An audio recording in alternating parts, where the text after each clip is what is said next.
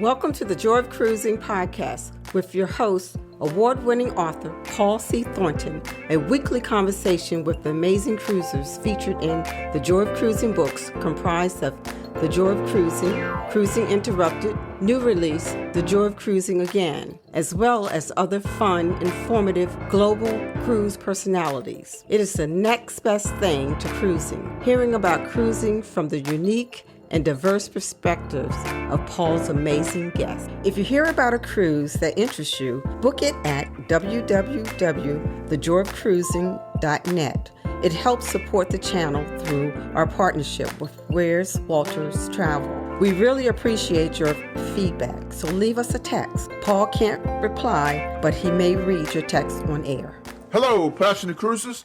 This is Paul, and this week on the Joy of Cruising podcast, I am delighted to welcome Michael Lazaroff, Executive Director and Owner, Jazz Cruises, the world's leader in full-ship charter jazz music cruises, having produced over 90 full-ship charters featuring more than 2,000 musicians, including several legendary performers and dozens of Grammy winners. Jazz Cruises is comprised principally of a portfolio of 3 themed cruises. The Jazz Cruise, launched in 2001, the first and only full-ship cruise charter dedicated to straight-ahead jazz. The Smooth Jazz Cruise, the company's flagship cruise, it holds twice each spring and has held 30-some-odd consecutive sold-out cruises since. And Botti at Sea, designed in the spirit and style of Grammy-winning, world-renowned trumpeter Chris Botti. I wrote about Michael and Jazz Cruises in my new release, The Joy of Cruising Again. I got to meet Michael when I checked off a bucket list item by sailing the Smooth Jazz Cruise in 2023, which included performances by just about everyone who is anyone in smooth jazz, such as Marcus Miller, Boney James, Joe Albright, Candy Dulfer, Brian Culbertson, Take 6, and one of my favorite comedians, Alonzo Bowden. I got to take photos with Michael McDonald and with Peter White. I even met rising saxophone star Vincent Gallo, who agreed to come on the Joy of Cruising podcast when I was first starting out, and for that I am forever appreciative. Many of you know about my love for music, and smooth jazz is my favorite genre.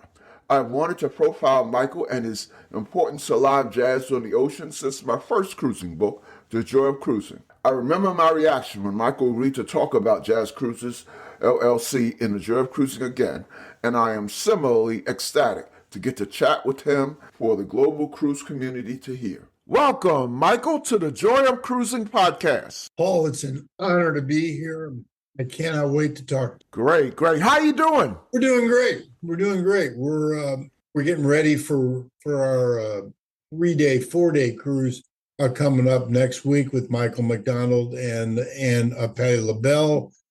And we just launched a new Journey of Jazz cruise. So we have our hands full right now, but it's all good stuff and it's all a lot of fun. Great. Well, we got to talk about those new cruises because in the introduction, I mentioned your 3 major ones, the Jazz Cruise, the Smooth Jazz Cruise, and Botti at Sea. So we'll get a chance to talk about what else is coming up. Thank you. Now, I know it's been a few weeks, but let me just say congratulations on getting back to land after something like, 35 straight days at sea for another successful Jazz Cruises season? Yeah, it was 35 days. We actually had 4 cruises, but we go on the week before. So that was the 5th week to get everything ready. It was terrific. The guests were amazing. The artists were terrific. There was a real spirit this year. This was the first time since the pandemic that people were on the ship without that hanging over their head. We sailed in 2023. But there were some restrictions and there was a vaccination requirement. So that kind of took away something from it. But these 4 weeks were just pure, unbridled happiness and fun. Great. Well, I can't wait to hear more about it. But before we talk about Jazz Cruises, tell our listeners a little bit about yourself, where you're from, where you live, family, anything you would like to share. I'm 74 years old. I live in St. Louis, Missouri. Other than going to college college and law school away from here. I've been here my whole life. I was a lawyer for a long time, partner in a big law firm. And then when my mother started to do a jazz cruises around 2001, I began to help her and then eventually expanded, took it over. And I've been doing this now for about 24 years. I'm married. My wife, Paula, handles all of the travel and all of the accommodations for every artist who's on our cruises and our crew and our staff. I've got two children. One is married, lives in Deer Valley, Utah, and she works for Deer Valley. And my son lives in St. Louis. He's also married, and I have two grandchildren. And he owns and operates a gymnasium that has boxing and personal training and all that kind of stuff. He was a former college football player. So give us, you started to talk about it, give us a few highlights of the Jazz Cruises season that you just completed. It was amazing. It was the Smooth Jazz Cruises. Those were our 20th anniversary sailings, and they were and the artists that were on the ship, the main venue artists, the headliners, were selected by our guests. So that was kind of fun. And our special guest was Jeffrey Osborne, who was absolutely terrific. But it was a tremendous spirit. We did some cool things. We had a Divine Nine challenge where the Divine Nine sororities and fraternities posed for pictures, and a sorority with the most people participating won some money. That was fun. Who won? Oh, the Deltas. They won by a mile. They ate it up. Okay. They won both weeks. They won both weeks. That was My wife will be happy to hear that. She is a proud Delta. I like that. And so that was fun. On the Jazz Cruise, we had a whole new format, meaning we had many, many more combined shows where we took guys from various groups, put them in their own group, and we had first sailing of Botti at Sea, and we had David Foster, Catherine McPhee, Gregory Porter, Samara Joy. It was a Keb Mo. We had one terrific performer after another, and that was really fun. That was a great experience. So they were all different. The formats are different. Clearly, the music presented is different. The audiences were somewhat different. All of them had one thing in common. They were first class musicians presented in a first class way. And we had some of the greatest guests ever who just loved it. You've already alluded to it somewhat, but discuss and differentiate your three main cruises, the Jazz Cruise, the Smooth Jazz Cruise, and Botti at Sea. Well, the Jazz Cruise was our first cruise. It is a straight ahead jazz cruise. It grew out of the Norwegian Cruise Line jazz cruises that were never a full ship charter, but were on the SS Norway for years and years. I kind of identify cruises by their artists, and so this one we're talking about Kurt Elling, John Clayton, Jeff Hamilton, Dee Dee Bridgewater's coming this year. It is I don't want to say traditional jazz cruise because that's actually New Orleans jazz, but it is straight ahead jazz. It is a lot of bebop, maybe a little cool bop, maybe a little hard bop, but that's what it is. One way to differentiate is that most of the tunes played are not original compositions. They are compositions by other people, most of whom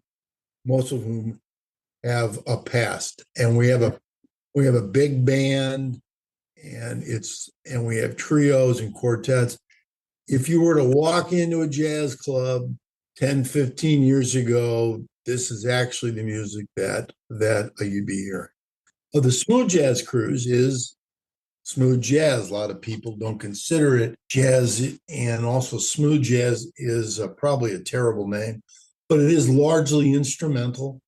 It has an R&B and a funk element to it. They're almost all original tunes, or they are offshoots of existing songs turned into jazz songs, which, by the way, also happens on the Jazz Cruise for that matter.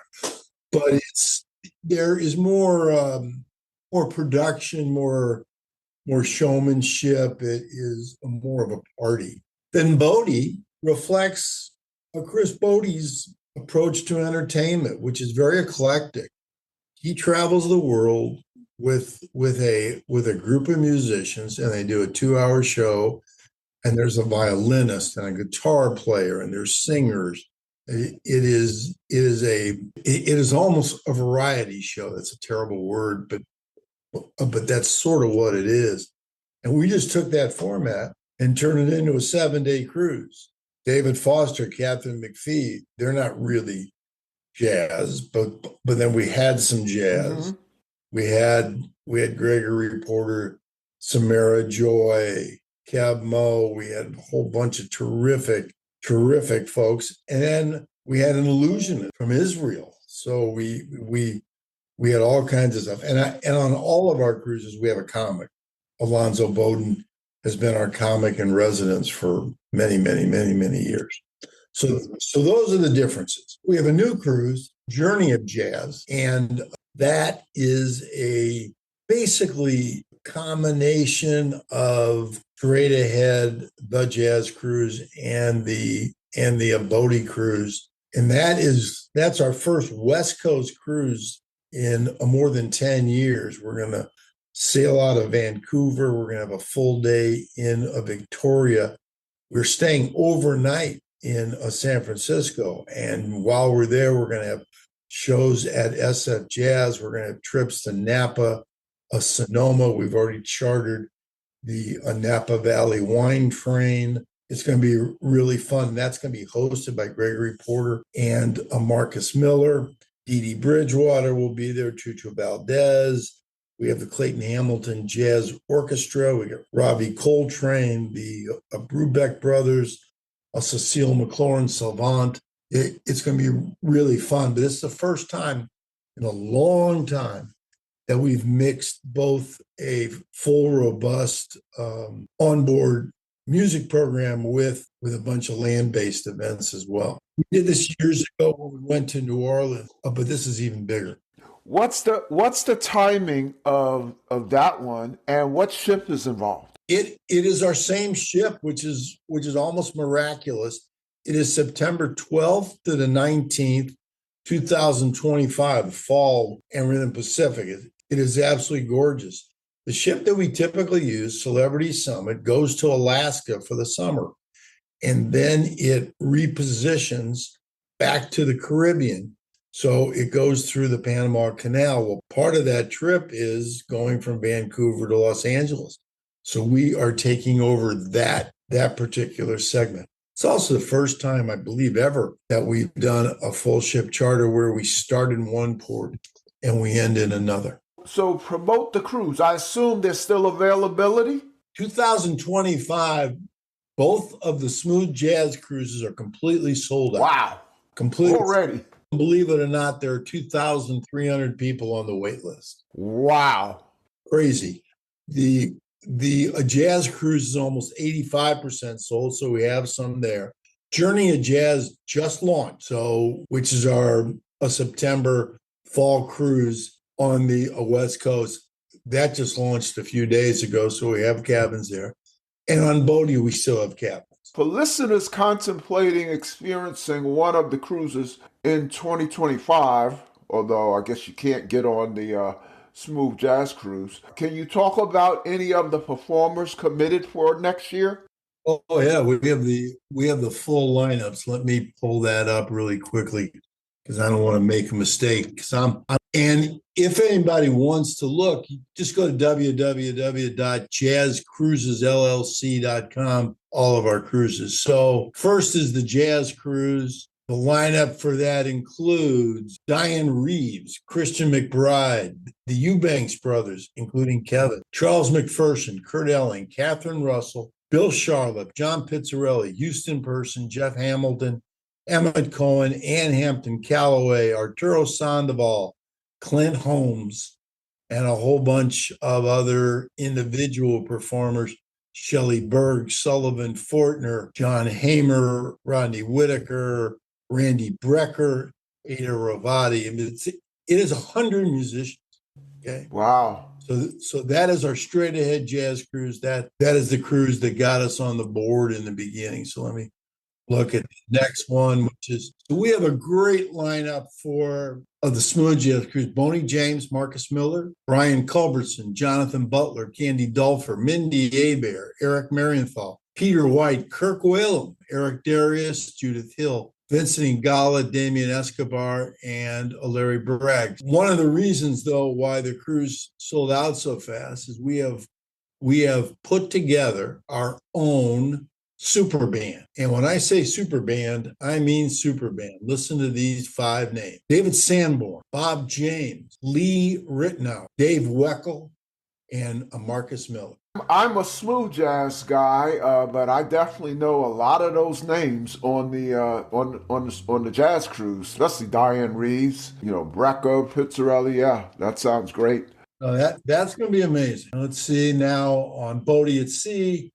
Obviously, Chris Botti, David Foster, Catherine McPhee, Kamasi Washington, Esperanza Spalding, Corinne Bailey Ray, Kool and the Gang, Antonio Sanchez, Benny Benack. And then on Journey of Jazz, which doesn't sail for 17 months, that is hosted by Marcus and Gregory Porter. Wow. I as you know, I met you on the 23 Smooth Jazz Cruise. And of those members of that super band, all favorites of mine, but none of them were on except for Marcus Miller. So that sounds great. It's Marcus Miller, Gregory Porter, Dee Dee Bridgewater, Chucho Valdez, Ron Carter, Clayton Hamilton Jazz Orchestra, Cecile McLaurin Salvant, Wycliffe Gordon, Robbie Coltrane, the Brubeck Brothers, Rini Rosnes, Emmett Cohen, Jimmy Green, Sean Jones, Sullivan Fortner. It goes on and on and on. So we have the best talent. The Journey of Jazz starts in 25. Yes. Our programs are really music centric. That's what this is about.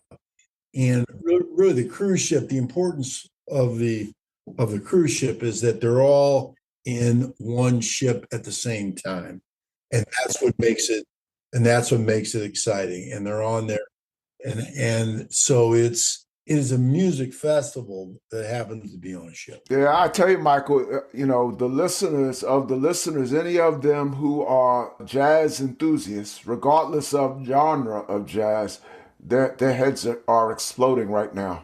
If they're not familiar with jazz cruises. So in the Joy of Cruising Again feature about jazz cruises, I wrote, Jazz at Sea has a long history. Count Basie and his orchestra performed on ocean liners in the 50s. However, the history of music-oriented theme cruises virtually begins with the history of jazz cruises, which was launched in 2001, although the seeds of jazz cruises' beginnings were sown much, much earlier. Michael, take us back to the beginning, to that much, much earlier time I alluded to, and the role Anita E. Berry, your mom, played. For almost 20 years, late 70s to the year 2000, NCL, Norwegian Cruise Line, they had a jazz cruise. And it was not a full ship charter. It was half the ship. But it was on the SS Norway, which was a huge ship. So it was about 1,100 passengers. They had Mel Torme, Joe Williams. They had everybody. Ella was on one year. I mean, this was a big deal. Okay. And it was produced by Norwegian Cruise Line. At that time, there were 5 groups of people who sold the cabins into this. They were the feeders, if you will. And one was from Chicago, one was from LA, one was from Arkansas, of all places. One was from England, and then there was my mother from St. Louis. She quickly became the largest seller of staterooms on that ship. And so she was consulted about lineups and things like that. In 1999, NCL, Norwegian Cruise Line, like all other cruise lines, got rid of they called them affinity group sailings. They're kind of special theme sailings.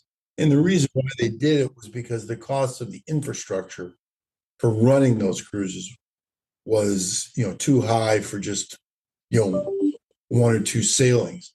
And because of that, that became the beginning of charter cruises. So my mother, at age 70, went to Chicago to meet with everybody to make a presentation that they should be the first people in the world to charter a whole ship for jazz. Okay. She made her presentation and not one person was interested. Not only were they not interested, they actually kind of made fun of Mom. Oh, Anita, you're going to lose your money. Da da da da da. We know your father has money, but still. Da da da da da da da. So Mom was more determined than ever. So we flew out to Seattle, chartered Holland America Line's smallest ship, the MS Mazda, 1,254 passengers. And our entire sales effort was a mimeograph machine that had the names of the artists, a one-pager front and back from a mimeograph machine that had the names of the artists and the data about the cruise on the front, and it had the prices and the staterooms on the back. Sold out in 5 weeks. What was interesting was our first sailing was in mid-October 2001. Now, if that doesn't ring a bell to people, that was 7 weeks after 9/11. So that was interesting. It was very successful. And just like Jaws, the next year, we got a bigger boat. And then I was approached by some people to do a smooth jazz.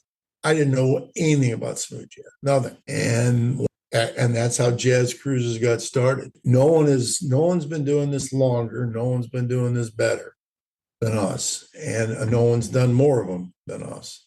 So we're pretty proud of that. Mom's not with us anymore, but aspects of the cruise that are really important. Our gospel show, T-shirt party, things like that, keyboard capers, final jam. She created all that. So we've been riding in her wake ever since.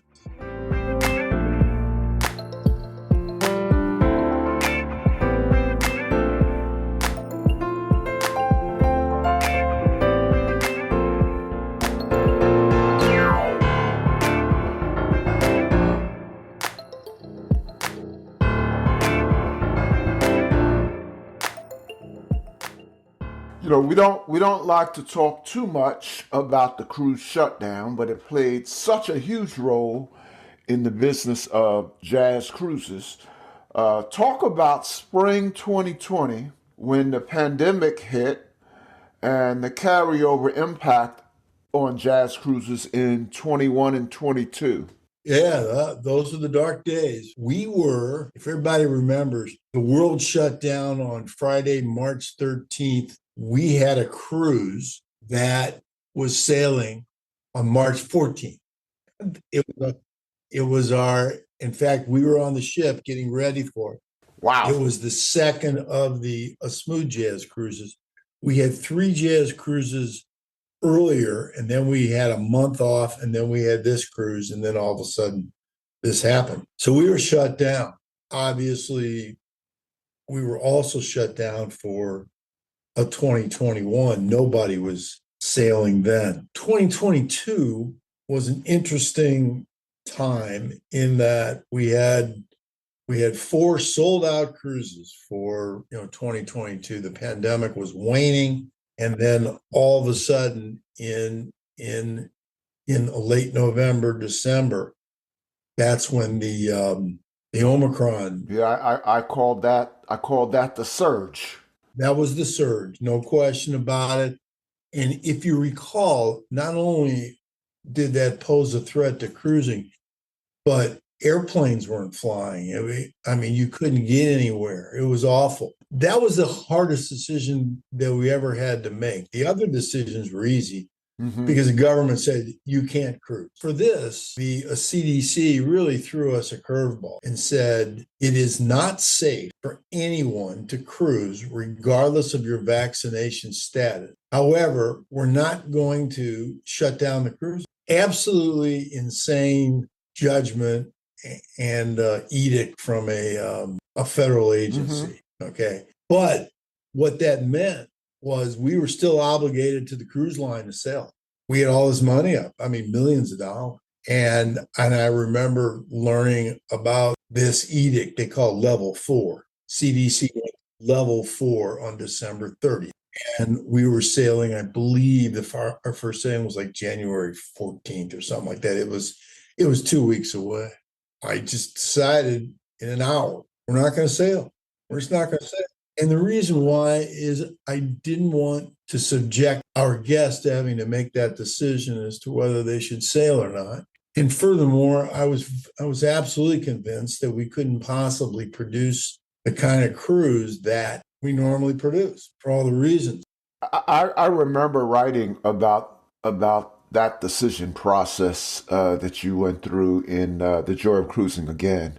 You know, it was a very pleasant chapter because I love jazz, but you know that passage I could feel your pain. I couldn't really feel your pain, but I could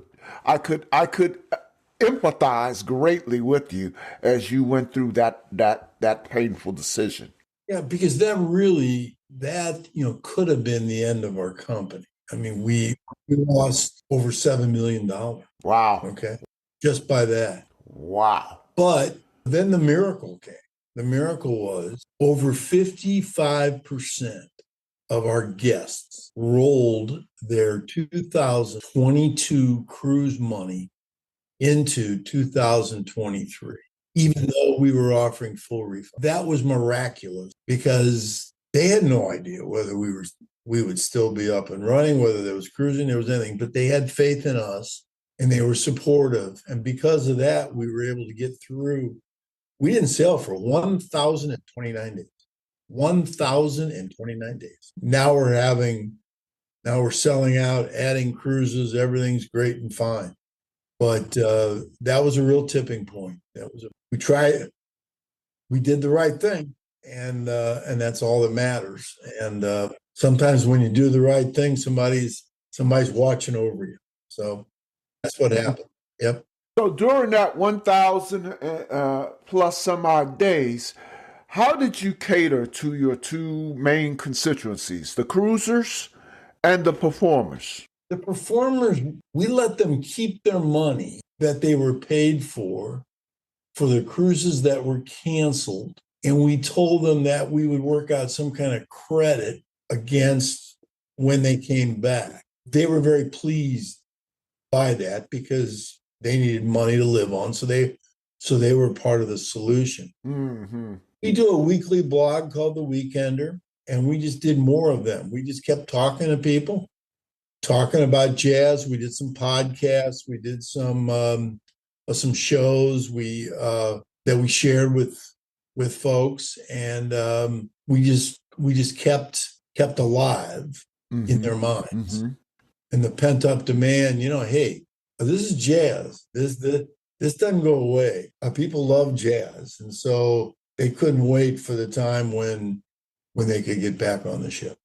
So give us the highlights of your various, well, first of all, talk about the restart and the triumphant Jazz Cruises return to the ocean. What was that like for you and the Jazz Cruises community? In 2023, when we sailed, it was incredibly emotional. It was like, okay, we're back. This is amazing. And even though, like I said, we sailed with a few restrictions, you still felt really, really, really, really good about it. But the ones that we just completed, 24, that was exhilarating. That was we just had the best time because you felt like, okay, you felt like it was normal, whatever normal means. It was just great. It's just people were so grateful and so supportive and thanking us for hanging in there and all that stuff like that. It was a tremendous, you couldn't help but feel good because you felt like, yeah, this is a business and it has to be a business, but it's also something that people really love. And so we are making people happy. And if you can earn your living by making people happy, it kind of puts you at the top of the food chain. And that's where we think we are right now. Well, as I said, I got to experience the triumphant return of the Smooth Jazz Cruise. And I tell you, I can't imagine how 24 could have been better than 23, but I'm sure it was. It's something I'll never forget. My wife and I took a picture with Michael McDonald. Yep. We ran into Peter White at the buffet and so took a picture. Both Michael McDonald and Peter White are in the book in the chapter following yours. I ran into Vincent Gala, and we hit it off, and he agreed to be on my podcast at the very beginning. So I think he was like the fourth episode. So I'll never forget that. He put his faith in me when I was just starting out. So it was a wonderful event. It was at the time it was on my bucket list. So now on my bucket list is a return to the smooth jazz cruise. Well, we can make that happen whenever you want. You can come as our guest. You just tell me when you want to say it. There you go. I love it. So let's talk about the future. You've alluded to some things. What's new for Jazz Cruises we can look forward to on land or sea? And like you mentioned this upcoming Michael McDonald or Patti LaBelle cruise. Say something about that. Yeah, that's a one-off. That just sort of happened. NCL had a charter group that failed, and so they gave us these 4 days, 3 nights, and they said, "What can you do with them?" And we were able to get, of all people, Patti LaBelle and Michael McDonald to come on the cruise and perform, and it's going to be amazing. It's going to be fantastic. When did you say that was? We actually 5 days from now. April 10th. Oh, okay. So that's sold out already. Well, we have a couple of cabins now. Like 5 or 6. So if that's of interest, tell me. But we're having a great time with that. It's going to be a lot of fun. Marcus Miller will be there. He will lead Michael McDonald's band. So that's kind of fun. And we're just going to have a great time.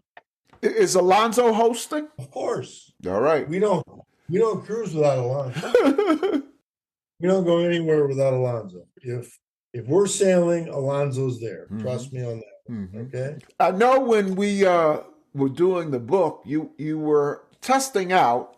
I don't know if that's the right phraseology, but trying some things in St. Louis. You got some of that coming up. We do. We have a festival here in St. Louis. We're going to have Gregory Porter, Brian Culbertson, Alonzo, and other people. 2 days, a Friday and a Saturday, at the factory where we've held shows before. Should be terrific. We are very excited about that.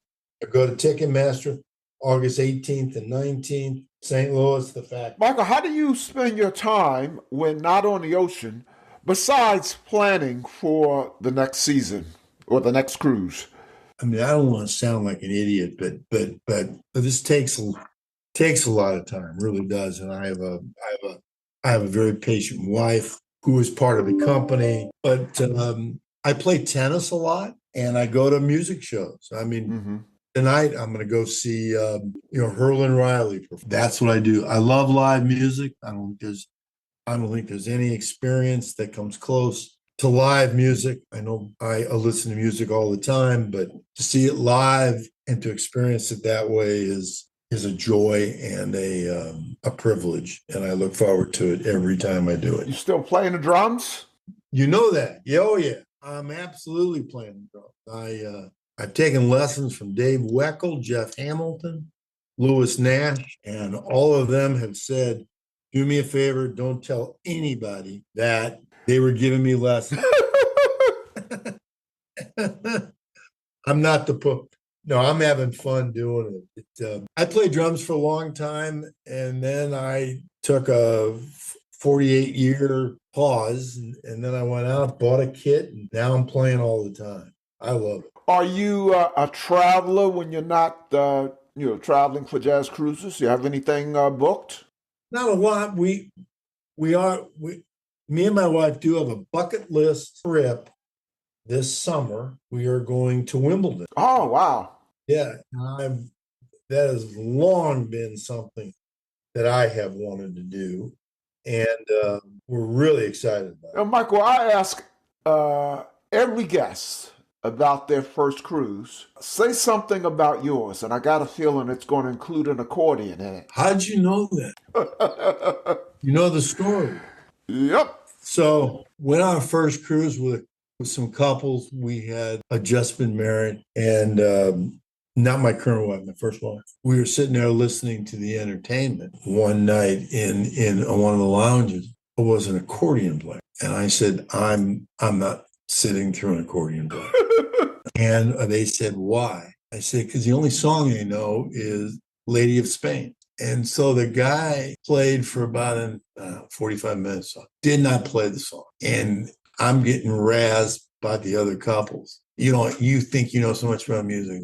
So the guy says, okay, for my final song, I'm going to play you the song that my grandfather taught my father and my father taught me.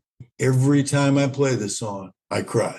No shit. It was Lady of Spain. So I was whatever, justified. But you kind of knew at that moment that you wanted to revolutionize music on cruise ships. Just the entertainment. The entertainment. We're in business because the entertainment on most cruises is absolutely dreadful. And every morning I thank God for that because that's why we're in business. But it really is amazing. We take all the really cool stuff about a cruise, food, the rooms, the pools, spas, all that stuff, and we add to it first class, top drawer music. It is the best of all worlds. It really is. Well, Michael, before we let you go, we normally ask guests a couple of fun cruise questions. In your case, we want to ask these questions kind of rapid fire style as they relate specifically to the Jazz Cruises. Okay. Who would you consider the funniest musician? Oh, funniest musician? Oh, that's easy. John Pizzarella. Say something about it. He's just a riot. He's tremendously entertaining. He has a very self-effacing program. He's the best person that I've seen. If you have friends who say, "Oh, I don't like jazz," take them to see John Pizzarelli, and they will walk out saying, "Oh, well, that was kind of fun." Uh-huh. And so that's how that works. There you go. There you go. What's the most moving instance involving a performer on one of the cruises? We've done some tributes over the years, and the tributes that we've done for Wayman Tisdale are incredibly emotional. Wayman, for those who don't know, is one of the greatest college basketball players ever, had a pro career, Olympic career, and he then became a bass player, smooth jazz bass player. So we had his wife on one year after he passed. He tragically contracted cancer and had to have a leg amputated and stuff. And we did a tribute about him for her. And that was very emotional. Yes. and I've got a great picture from you in the book, and I'll include it in the promo of this upcoming episode. What's the most embarrassing performer, guest, or Michael Lazaroff story that you can repeat? I like this. I like this. I will, for those who are not familiar, the folks on the jazz cruise, which is our straight ahead jazz cruise, those are the jazz aficionados, you might even say snobs, if you will. And they have utter disdain for no real reason for, smooth jazz. It's become like a thing.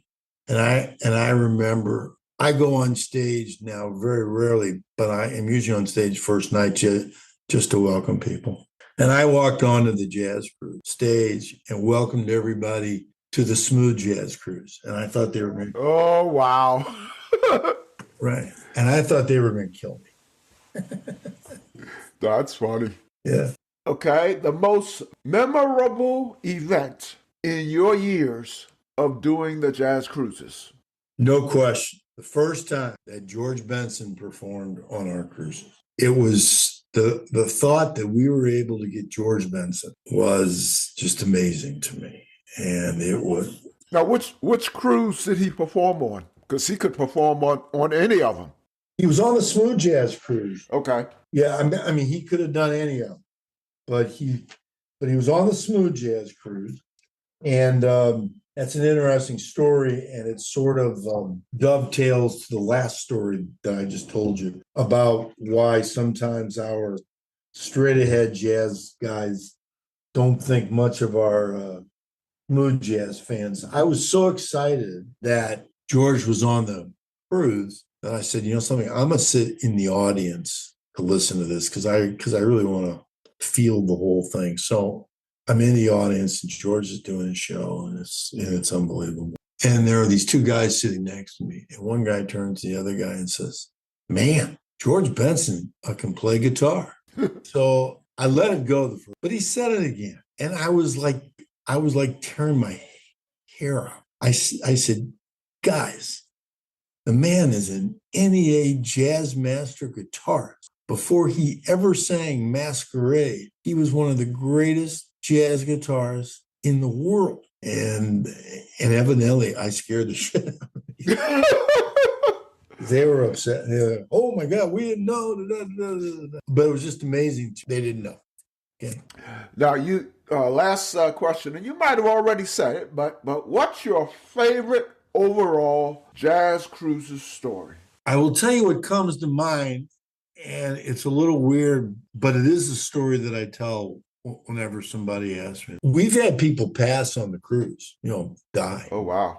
Come on the ship. Yep. And years ago on the jazz cruise, there was a couple, and the guy got very sick, and under the rules of the cruise world, if the ship doesn't feel like they can take care of you, you have to disembark. So they disembarked in one of the Caribbean islands, something which I do not recommend for anybody, but they did. And the next day we learned that he passed, and so I had to tell the other couple that they sailed with that he had passed. Wow. So we went into a private room, and I told them that the first words out of the husband who was sitting there's mouth was, "Can we take their cabin?" I don't know how to react to that. That was when I realized that there are no boundaries. So luckily I had the presence of mind to say, "I'm sorry, we can't do that. We have to treat that room like it's a crime scene. They want to investigate to make sure that there wasn't anything in the room that contributed to his, situation." I wasn't going to give them that room if it was the last room on earth. That's unbelievable. Yeah. So that's, we have a whole host of crazy stories like that. Mm-hmm. Yep. Well, Michael, thank you so much for coming on the Joy of Cruising podcast. My pleasure. All the best to Jazz Cruises. I love what you're doing. You know, I am a cruising fanatic and I am a music fanatic. And so my two worlds kind of collide when it comes to Jazz Cruises. We will find a reason to get you back on here because what you do is evergreen, brings joy to people every year. I can't believe both Smooth Jazz Cruises are sold out next year already. But, yes, continued all the best, and as I like to say, we'll see you on the ocean. You're very kind. You do a great job. You do a great service, and that is fantastic, okay? Thank you. The Joy of Cruising and Cruising Interrupted, each $16.99 plus shipping, and new release, The Joy of Cruising Again for $18.99 can be ordered at the link on thejoyofcruisingpodcast.com. For each of the 3 books, use the discount code Joy of Cruising Podcast and get $4 off. The Joy of Cruising books are also available at Amazon. Order the ebook at Amazon or your favorite online retailer. Stay in touch by joining the Joy of Cruising Podcast Facebook group or following the Joy of Cruising Podcast on Instagram. We're constantly adding new shows. Please leave a review and tell a friend about us. We hope you enjoyed this brief escape to the ocean. See you next week.